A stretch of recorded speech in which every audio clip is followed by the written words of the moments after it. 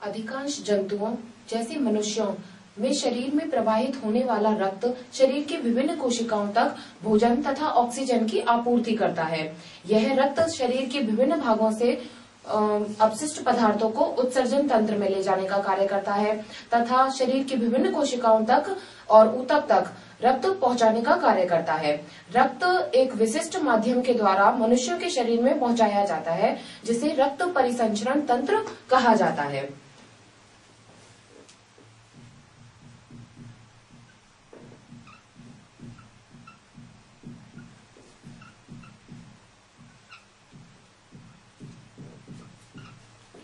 सभी जंतुओं तथा पादपों में भोजन को लाने अथवा ले जाने का कार्य एक तंत्र के द्वारा किया जाता है।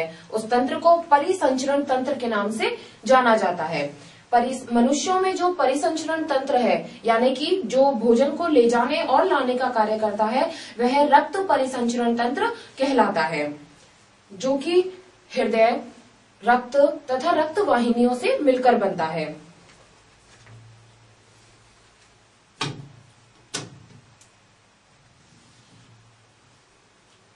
मनुष्य का परिसंचरण तंत्र में निम्नलिखित अंग सम्मिलित होते हैं, जैसे कि हृदय, रक्त तथा रक्त वाहिनियां, जिनके द्वारा रक्त ले जाया जाता है।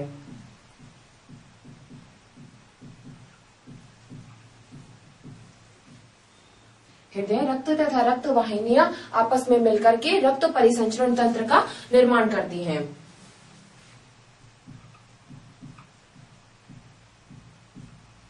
मिलकर मनुष्य में रक्त परिसंचरण तंत्र का निर्माण करती है।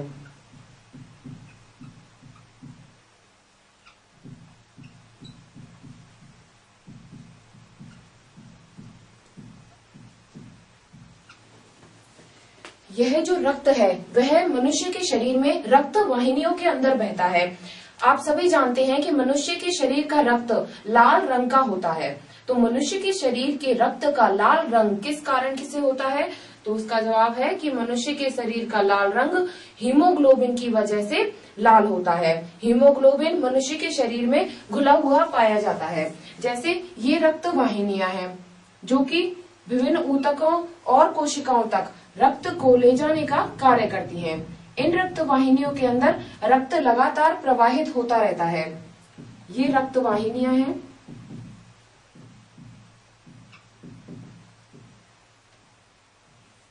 जिसमें रक्त लगातार प्रवाहित होता रहता है।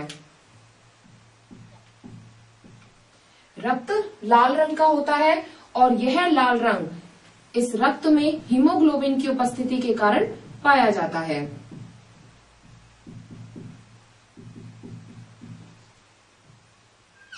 हीमोग्लोबिन एक वर्णक होता है जो रक्त को लाल रंग प्रदान करता है। यह जो रक्त है वो हमारे शरीर में पचित भोजन को शरीर के अन्य भागों तक पहुंचाने का कार्य करता है। तो रक्त के क्या कार्य है कि यह पचित भोजन को विभिन्न क्रियाकलापों को करने के लिए शरीर के विभिन्न भिन्न भागों में पहुंचाने का कार्य करता है। जैसे हमारे हाथ की कोशिकाएं, पैर की कोशिकाएं, हमारे शरीर के विभिन्न अंग अनेक अनेक क्रियाकलापों को करते हैं। दैनिक जीवन में जितने भी हमारे कार्य हैं, उन सभी कार्यों को करने के लिए रक्त की आवश्यकता होती है। तो यह जो रक्त परिसंचरण तंत्र है वह शरीर के संपूर्ण अंगों में रक्त को पहुंचाने का कार्य करता है। तो और यह पचित भोजन को भी शरीर की सभी कोशिकाओं में ले जाता है।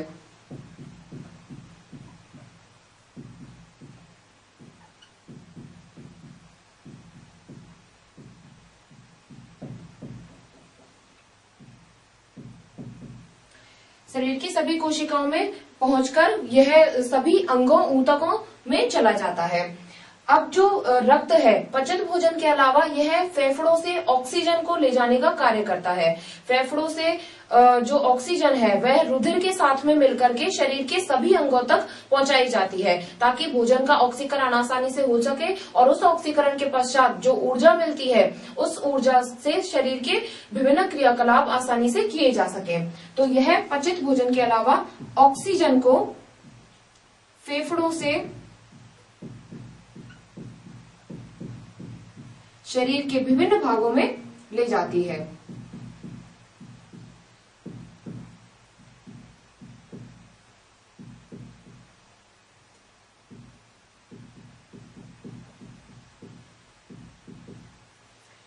इसके अलावा यह तो पचित भोजन का कार्य हुआ, यह ऑक्सीजन के कार्य हुआ। इसके अलावा रक्त का तीसरा मुख्य कार्य है कि यह संपूर्ण क्रियाकलापों के दौरान जो हमारे शरीर में अपशिष्ट पदार्थ बनते हैं, उन अपशिष्ट पदार्थों को भी रुधिर के माध्यम से ही उत्सर्जी अंगों तक ले जाया जाता है और उत्सर्जी अंगों के द्वारा शरीर के बाहर निकाल दिया जाता है। तो इसके 3 मुख्य कार्य होते हैं। एक तो ये पचित भोजन को शरीर के विभिन्न भागों तक ले जाता है, फिर ये ऑक्सीजन को फेफड़ों से शरीर के विभिन्न कोशिकाओं तक ले जाता है, तथा जो अपशिष्ट पदार्थ होते हैं रुधिर में के साथ मिलकर के ये अपशिष्ट पदार्थ उत्सर्जी अंगों तक ले जाए जाते हैं।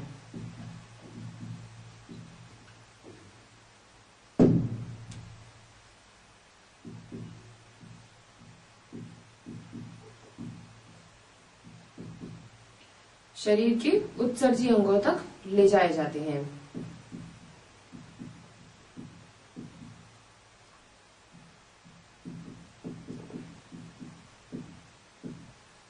इस तरह से रक्त परिसंचरण तंत्र पूरे शरीर में फैला हुआ रहता है और रक्त के माध्यम से सभी पदार्थों को एक स्थान से दूसरे स्थान पर ले जाया जाता है। रक्त परिसंचरण तंत्र की खोज सर्वप्रथम विलियम हार्वे ने की थी। तो इसका यह मुख्य बिंदु है कि जो रक्त परिसंचरण तंत्र है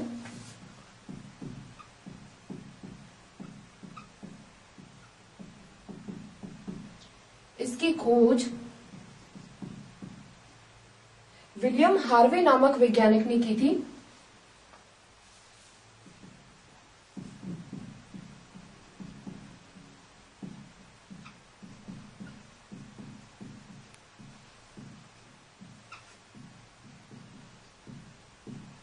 विलियम हार्वे ने इसे सर्वप्रथम 1578 ईस्वी से 1657 ईस्वी के मध्य में इस पर रिसर्च किया था, इस पर अध्ययन किया और रक्त परिसंचरण तंत्र की खोज की 1578 से 1657 के बीच में।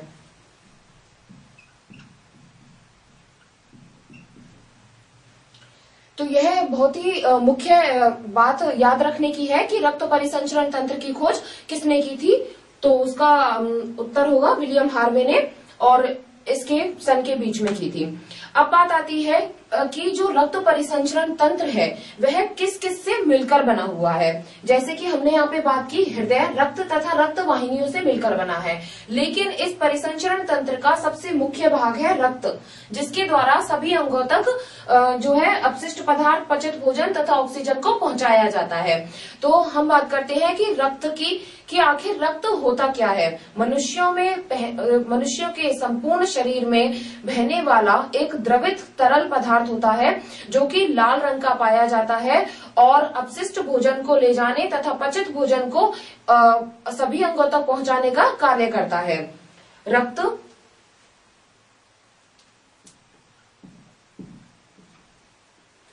सामान्यतः मनुष्य में रक्त लाल रंग का होता है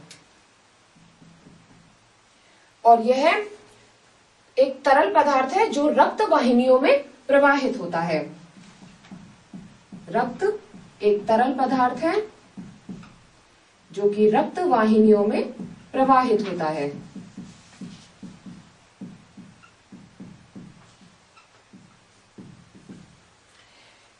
जैसे जो छोटे जीव जंतु होते हैं, कॉकरोच जैसे हुआ, केंचुआ हुआ, उनमें भी परिसंचरण जो है एक तरल के माध्यम से होता है, लेकिन उसमें वह सफेद कलर का होता है और उसमें सफेद कलर का होता है क्योंकि उसमें हीमोग्लोबिन नाम का वर्णक नहीं पाया जाता है, इसलिए उनका जो रक्त है वह सफेद रंग का होता है। जबकि मनुष्यों के रक्त में हीमोग्लोबिन नाम का वर्णक पाया जाता है, जिसकी वजह से इनके रक्त का रंग लाल होता है। अर्थात इसका तीसरा जो मुख्य बिंदु है वह है कि हीमोग्लोबिन की उपस्थिति के कारण कई बार यह प्रश्न पूछा जाता है कि मनुष्य के रक्त का रंग लाल क्यों होता है। तो उसका जवाब है कि हीमोग्लोबिन की उपस्थिति के कारण मनुष्य के शरीर का रंग उनके रक्त का रंग लाल होता है।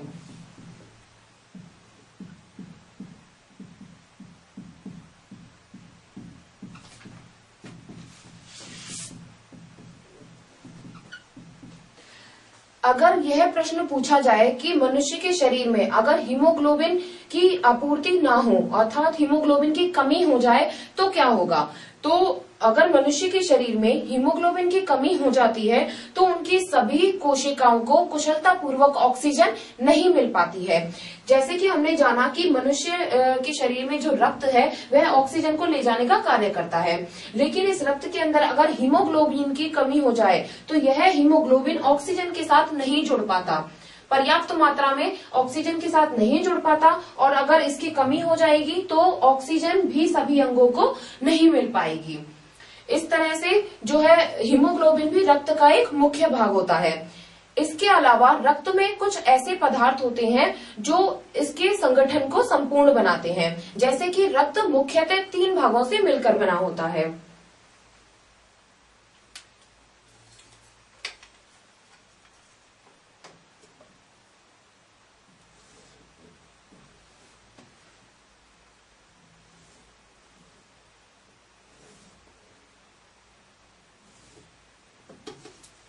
रक्त के 3 मुख्य भाग हैं, जैसे इसका पहला भाग है प्लाज्मा।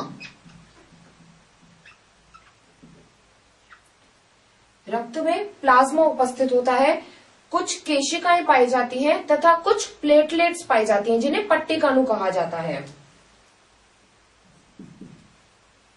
केशिकाएं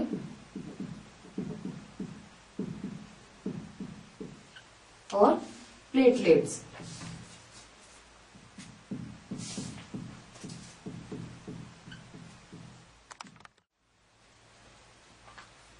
रक्त के मुख्य भागों में प्लाज्मा, केशिकाएं, प्लेटलेट्स तथा कोशिकाएं होती हैं। ये कोशिकाएं 2 प्रकार की होती हैं, जैसे श्वेत रंग रुधिर कोशिकाएं और लाल रुधिर कोशिकाएं, यानी कि रेड ब्लड सेल्स आरबीसी और व्हाइट ब्लड सेल्स डब्ल्यूबीसी।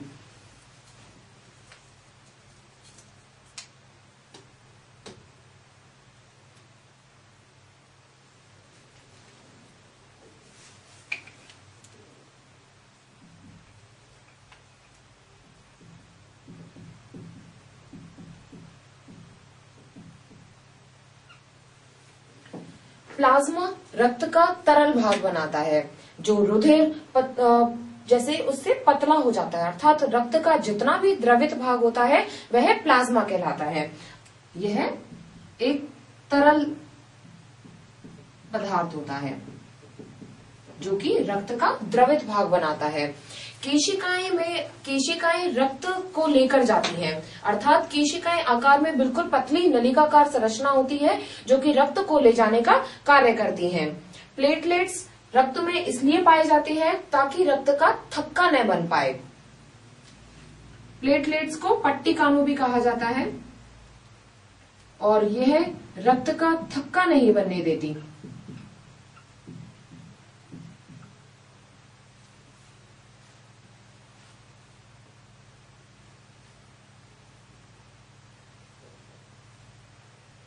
कोशिकाएं 2 प्रकार की होती हैं, जैसे कि अभी मैंने बताया लाल रुधिर कोशिकाएं और श्वेत रुधिर कोशिकाएं, जिनको अंग्रेजी में कहती है रेड ब्लड सेल्स यानी कि आरबीसी और व्हाइट ब्लड सेल्स यानी कि डब्ल्यूबीसी। ये 2 प्रकार की कोशिकाएं रक्त के अंदर उपस्थित होती हैं, जो आरबीसी होती हैं वो हीमोग्लोबिन वर्णक के साथ में मिली हुई होती हैं, अर्थात लाल रंग की होती हैं, जबकि डब्ल्यूबीसी में हीमोग्लोबिन वर्णक नहीं पाया जाता, इसलिए इनका रंग श्वेत होता है और इन्हें श्वेत रुधिर कणिकाएं कहा जाता है।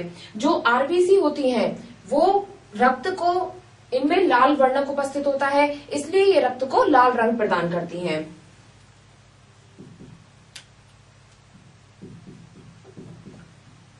आरबीसी में लाल वर्णक उपस्थित होता है, जबकि डब्ल्यूबीसी जो है वो हमारे शरीर की रोग प्रतिरोधक जो क्षमता होती है उसको बढ़ाने का कार्य करती है। अर्थात हमारे शरीर पर किसी भी बीमारी का आक्रमण होने से पहले हमें बचा लेती हैं, हमारी सुरक्षा करती हैं और उन रोगाणुओं को नष्ट कर देती हैं। तो डब्ल्यूबीसी का जो मुख्य कार्य है वह है रोगाणु नष्ट करना।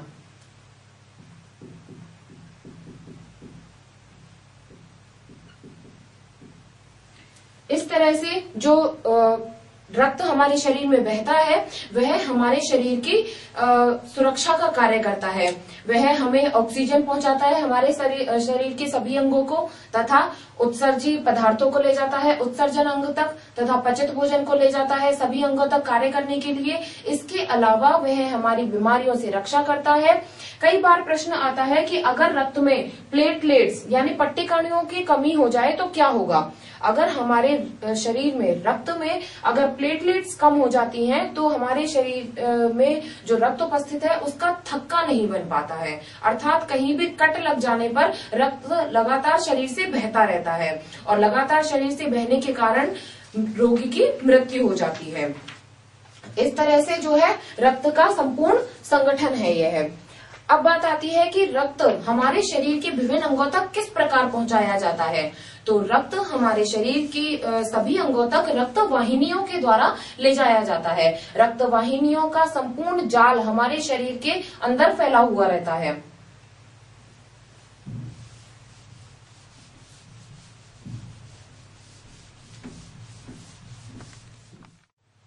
परिसंचरण तंत्र का दूसरा मुख्य भाग है रक्त वाहिनियां।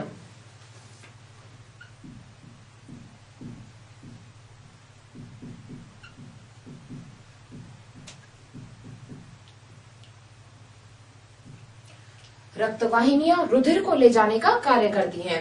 ये रक्तवाहिनियां दो प्रकार की होती हैं, जैसे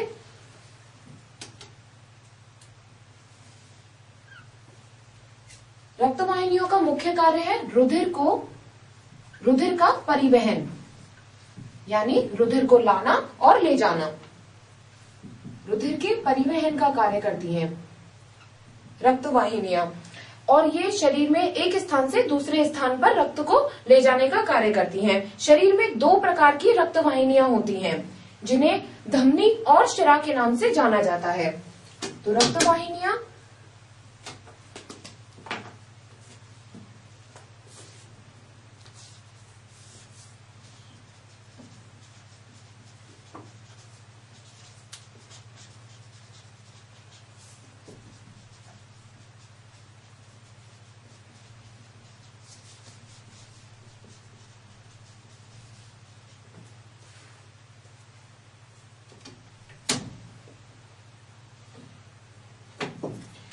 जैसे कोई भी रक्तवाहिनी है वो हमारे शरीर में रक्त को ले जाने का कार्य करती है। तो ये जो रक्तवाहिनियां हैं उनको मुख्य रूप से दो भागों में बांटा गया है।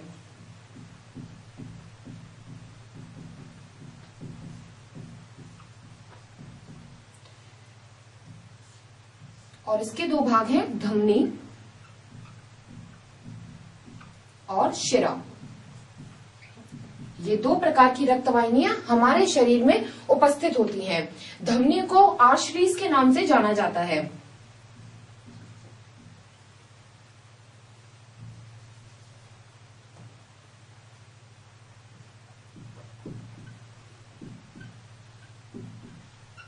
और शिरा को वेन्स के नाम से जाना जाता है। अंग्रेजी में धमनी को आर्टरीज और शिरा को वेन्स कहा जाता है। इन दोनों के द्वारा हमारे संपूर्ण शरीर में रक्त का आदान प्रदान होता है, अर्थात रक्त एक स्थान से दूसरे स्थान पर ले जाया जाता है। धमनी जो है वो है आकार में, यानी कि शिरा की अपेक्षा धमनी मोटी होती है। यह जो दोनों ही जो संरचना होती है वो नलिकाकार होती है। नलिकाकार पूरा जो जाल है हमारे शरीर में बहता रहता है, लेकिन जो धमनियां होती हैं वो शिरा की अपेक्षाकृत मोटी होती हैं। इनकी जो भित्ति होती है, इनकी दीवार शिराओं की अपेक्षा मोटी होती है। ऐसा अंतर धमनी और शिराओं में देखने को मिलता है कि जो धमनी है वह जो उसकी भित्ति है वो मोटी पाई जाती है, जबकि शिरा की जो भित्ति है वो पतली पाई जाती है। धमनियों का मुख्य कार्य है हृदय से ऑक्सीजन को शरीर के विभिन्न भागों में पहुंचाना। यह रक्त के माध्यम से ऑक्सीजन को शरीर के विभिन्न भागों तक पहुंचाती है। धमनी हृदय से ऑक्सीजन को शरीर के विभिन्न भागों तक पहुंचाने का कार्य करती है। ऑक्सीजन को शरीर के विभिन्न भागों तक रक्त के माध्यम से ले जाया जाता है। रक्त में ऑक्सीजन घुली हुई रहती है तथा यह हृदय से शरीर के सभी भागों तक ले जाई जाती है। जबकि शिरा का कार्य है, शिरा जो है उनकी दीवार जो भित्ति है वो पतली होती है और यह हृदय से जो ऑक्सीजन के बाद में ऑक्सीजन शरीर के द्वारा काम में ली जाती है शरीर के विभिन्न अंगों तक, और उस काम में लेने के पश्चात वह विशुद्ध हो जाती है, अर्थात कार्बन डाइऑक्साइड में परिवर्तित हो जाती है। तो यह शरीर के विभिन्न भागों से CO2 को रक्त के माध्यम से हृदय तक लाने का कार्य करती है। शरीर के विभिन्न भागों से शिरा CO2 को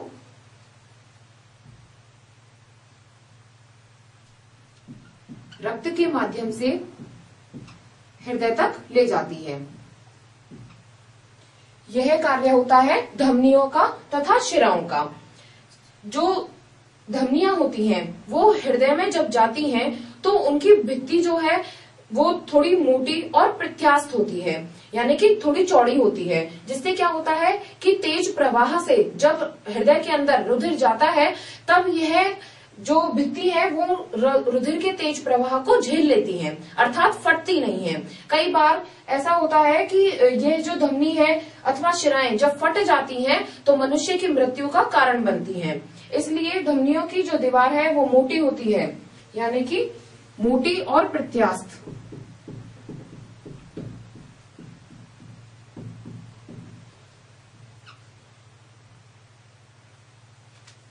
और यह मुख्य अंतर पाया जाता है धमनियों और शिराओं के कार्य में कि किस प्रकार से यह जो है अपना कार्य संपन्न करती है। शिराएं कई बार जो होती हैं वो छोटी छोटी केशिकाओं में, जैसे हमने बताया, रक्त केशिकाओं में विभक्त हो जाती हैं और पूरे शरीर में फैल जाती हैं, पूरे शरीर में फैलकर अपना एक जाल बना लेती हैं। और ये भी जो धमनी है वो भी केशिकाओं में विभक्त हो जाती है और केशिकाएं जो होती है वो पतली पतली नलिकाएं होती हैं। ये जो केशिकाएं हैं वो रक्त को ले जाने का कार्य करती हैं, जबकि जो प्लेटलेट्स यानी कि पट्टे कणु जो होते हैं वो रक्त का थक्का बनने से रोकते हैं, रक्त का मतलब थक्का बनाने का कार्य करते हैं। रक्त वाहिनियों से जो रुधिर है वह शरीर के सबसे महत्वपूर्ण अंग यानी कि हृदय तक ले जाया जाता है। इसलिए हमारे रक्त परिसंचरण तंत्र का जो मुख्य भाग है वह है हृदय।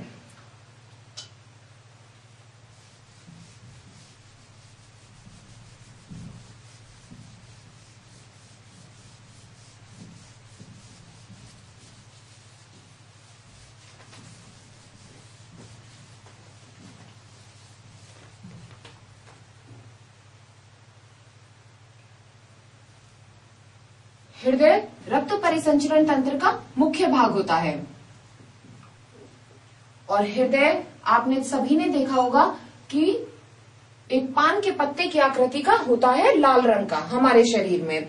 हृदय वह अंग है जो रक्त द्वारा पदार्थों के परिवहन के लिए पंप के रूप में कार्य करता है। यह निरंतर हमारे शरीर में धड़कता रहता है। आपने हृदय को देखा होगा, हमारे जो बाईं ओर शरीर में हृदय की उपस्थिति होती है, यह वक्ष गुहा में स्थित होता है और इसमें आपने अगर अपने सीने पर हाथ रखकर देखें आप तो यह लगातार चलता रहता है, क्योंकि यह हमारे शरीर में एक पंपिंग ऑर्गन की तरह कार्य करता है। हृदय आप एक क्रियाकलाप करके घर पर देख सकते हैं कि आप अपनी बाईं कलाई में आप हाथ रखकर देखें कलाई के ऊपर, तो आप जो आपके नाड़ी का स्पंदन है उसे आप महसूस कर सकते हैं। कई बार आप डॉक्टर के पास गए होंगे तो आपने देखा होगा कि डॉक्टर आपकी कलाई पर हाथ लगाकर आपकी नब्ज को पहचानता है, टटोलता है, तो वह उस नब्ज के द्वारा हमारे शरीर की जो हृदय स्पंदन दर है उसको जांच कर लेता है। एक जो यंत्र है स्टेथोस्कोप, उसके द्वारा डॉक्टर हमारे हृदय की धड़कनों को सुन लेता है और पहचान लेता है कि वो सही तरह से हृदय जो है हमारा कार्य कर रहा है अथवा नहीं। तो हृदय वह अंग है जो रक्त द्वारा पदार्थों के परिवहन के लिए एक पंप की तरह कार्य करता है। आपने यहाँ पे देखा कि धमनी द्वारा जो रक्त लाया गया वह हृदय से लाया गया, वापस जो शिराओं द्वारा रक्त ले जाया जा रहा है वो हृदय में ले जाया जा रहा है। तो हृदय लगातार एक पंप की भांति कार्य करता है, अर्थात रक्त को भेजने का और रक्त को लाने का कार्य करता है। हृदय एक पंप की तरह लगातार कार्य करता रहता है, लगातार कार्य करता है और यह निरंतर धड़कता रहता है।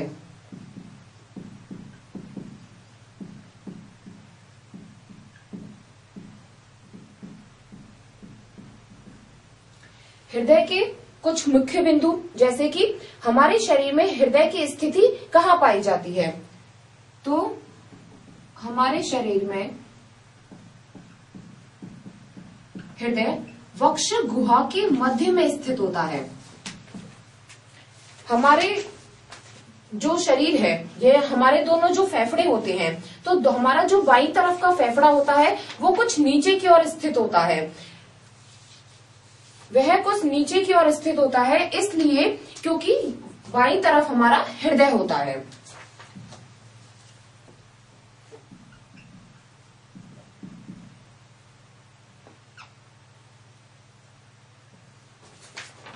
हृदय की स्थिति वक्ष गुहा में होती है और यह इसका निचला सिरा बाईं ओर झुका रहता है। जैसे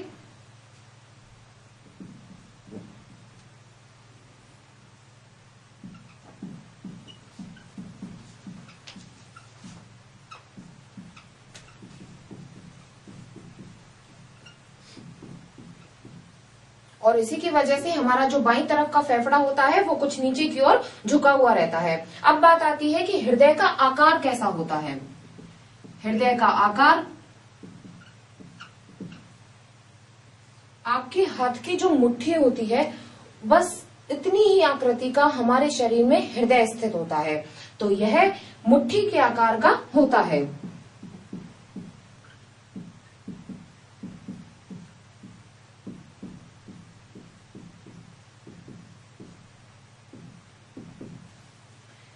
इसकी आकृति किस प्रकार की होती है। आकार तो हमने एक बताया कि अंदाजन ये हमारी मुट्ठी के आकार का होता है, लेकिन इसकी आकृति इसके भागों पर निर्भर करती है। तो मनुष्य के शरीर का जो हृदय होता है वो 4 भागों में बटा हुआ रहता है, अर्थात 4 वेशमीय हृदय होता है।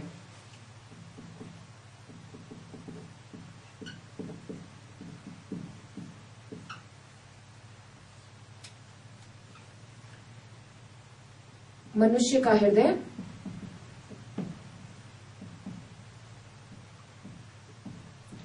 4 वेशमीय होता है, अर्थात 4 भागों में बटा हुआ होता है।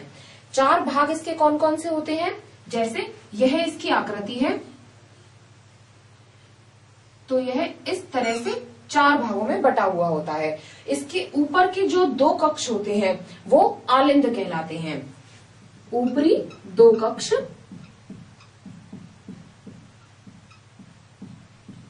आलिंद कहलाते हैं और इसके निचले 2 कक्ष निलय कहलाते हैं।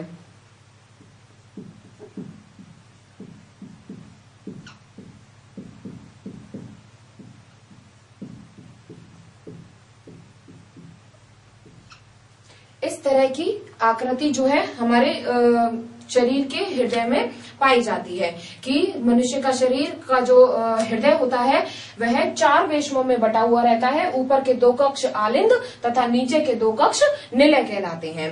कक्षों के बीच का जो विभाजन है वो ऑक्सीजन युक्त रुधिर को लाने तथा CO2 युक्त रुधिर को आपस में मिलने से बचाता है। जैसे जब ये धमनियों के द्वारा ऑक्सीजन युक्त रुधिर ऊपर इन दोनों भागों में आता है, तो इसके बीच का यह जो विभाजन है वह इसे नीचे जो CO2 युक्त रक्त है उससे मिलने से रोकने का कार्य करता है। इस तरह जो मनुष्य का शरीर है वो 4 वेशमों में बटा हुआ रहता है। अब बात आती है हृदय की कार्यविधि की, कि हृदय किस तरह से एक पंपिंग ऑर्गन की तरह कार्य करता है, किस प्रकार से जो ऑक्सीजन युक्त रुधिर है वह शरीर में ले जाया जाता है तथा शरीर के बाहर निकाला जाता है।